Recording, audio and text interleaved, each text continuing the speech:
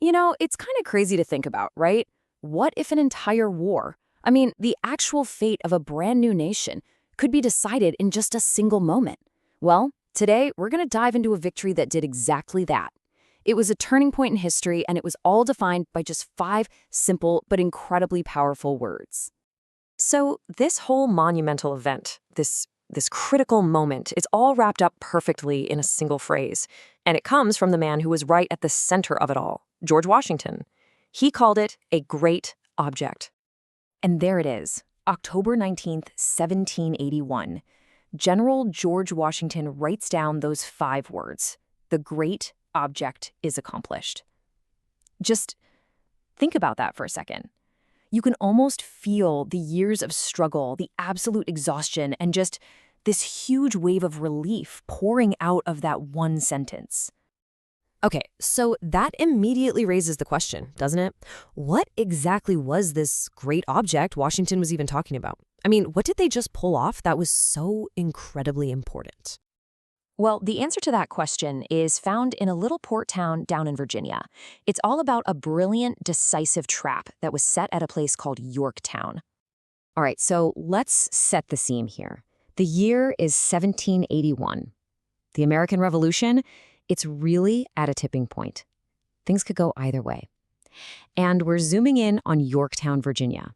This is where American forces linked up with their super important French allies to corner the British.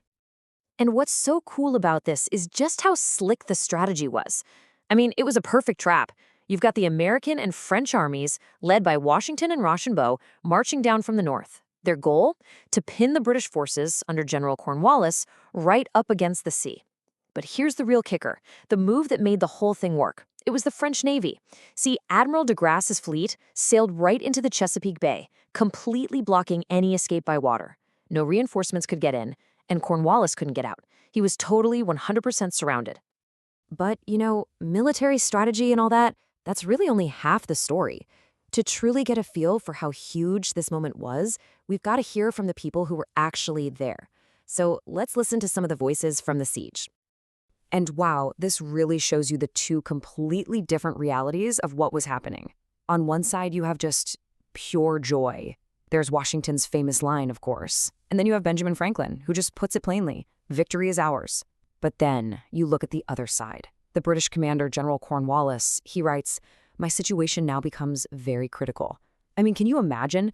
That's just a shocking admission of total defeat from a top general. He absolutely knew the game was up. So, okay, let's recap. We've got this brilliant trap, an unavoidable surrender, and these incredibly powerful quotes from both sides.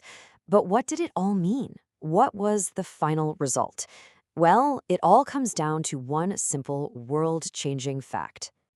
The war was, for all intents and purposes, over. And that phrase, for all intents and purposes, is really important here. Sure, the official peace treaty wasn't signed for another couple of years, but this defeat at Yorktown, it just completely shattered Britain's will to keep fighting. This was the knockout punch. This was the move that ended the whole thing. So, you see, the surrender at Yorktown wasn't just another battle.